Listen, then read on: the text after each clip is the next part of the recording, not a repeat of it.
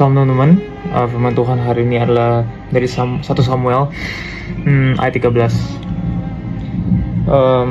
Jadi di sini dikatakan bahwa yang di ayat 11, tetapi kata Samuel, apa yang telah kau perbuat? Jawab Saul, karena aku melihat rakyat itu berserak-serak meninggalkan aku, dan engkau tidak datang pada waktu yang telah ditentukan, padahal orang Filistin telah berkumpul di Mikmas. Maka pikirku, sebentar lagi orang Filistin akan menyerang aku di Gilgal, padahal aku belum memohonkan belas kasihan Tuhan. Sebab itu, aku memberanikan diri lalu mempersembahkan korban bakaran. Kata Samuel kepada Saul, perbuatanmu itu bodoh.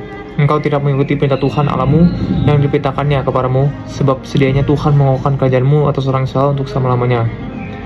Tapi sekarang kerajaanmu tidak akan tetap. Tuhan telah memilih seorang yang berkenan di hatinya, dan Tuhan telah menunjuk dia sebagai menjadi raja atas umatnya, karena engkau tidak mengikuti apa yang diperintahkan Tuhan kepadamu. Di sini firman Tuhan mengingatkan aku ya bahwa untuk mencapai suatu tujuan, meskipun kedengaran rohani ya dalam hidup kita itu harus menghormati Tuhan di dalam setiap proses hidup kita untuk sampai kepada tujuan itu. Jadi Tuhan tidak hanya mempedulikan engkau sampai kepada tujuan hidupmu, tetapi Tuhan mempedulikan proses. Tuhan kita itu Tuhan yang suka proses, teman-teman. Dan di sini di cerita ini kenapa Saul dikatakan bahwa ia telah berbuat dosa, karena ia melanggar perintah Tuhan ya, karena dia tujuannya baik.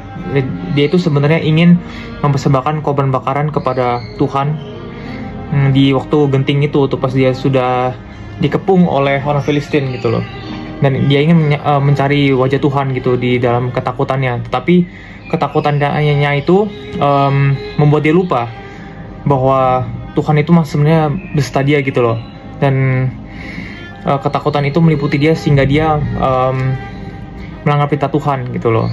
Jadi teman-teman, di sini aku mau mengatakan bahwa jangan sampai ketakutan kita atau perasaan kita meliputi kita dan membuat kita melakukan dosa gitu loh, dan membuat kita lupakan perintah Tuhan atau firman Tuhan. Dan marilah kita hidup sungguh-sungguh dengan selalu mengingat firman Tuhan dan merenungkannya setiap hari. Tuhan Yesus berkati.